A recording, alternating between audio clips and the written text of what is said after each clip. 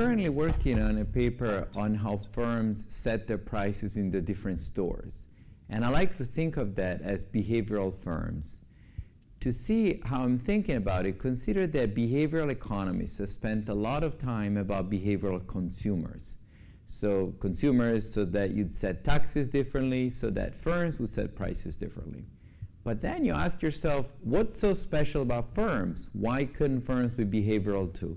Yes, there is competition, but likely it is that they have fairness constraints, they have managers, don't want to risk too much, they copy other firms. And so that's why we look at what this grocer does across his stores, and we know that it operates stores in areas with very different income and elasticity, how economists call it. And we find that despite this heterogeneity, the chains typically just charge one price throughout. Some stores, some chains, do zone pricing. So they charge certain prices in Massachusetts and others in California. And there they do seem to charge according to local income.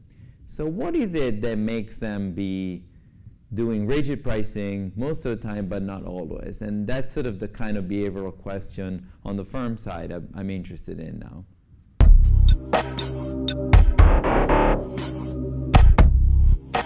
An interesting paper, almost a conversation that got me going 10 years ago in these behavioral firms is a conversation with Steve Levitt, a Bates Clark Medal winner.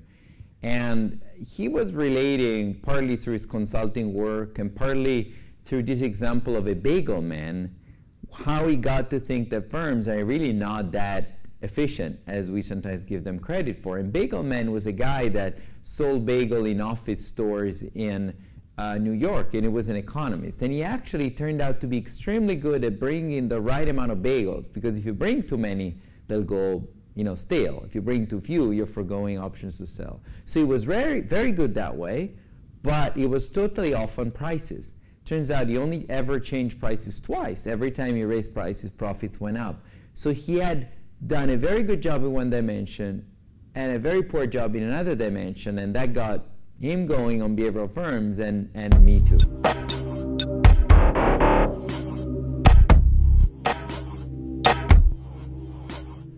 Luckily, there is a number of really good questions in behavioral economics, as I partly see my role of co-editor as American Economic Review as I see papers come to my desk and I enjoy reading them.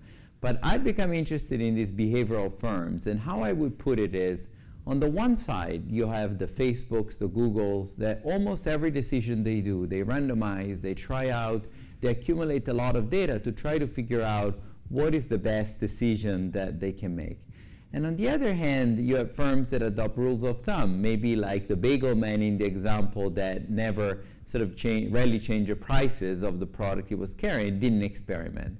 And what I think we don't know yet is, where are firms in this continuum between the Googles and the bagel men? How are we going to study that? That's what attracts me to behavioral firms. My name is Stefano DellaVigna, and I'm a professor of economics at UC Berkeley.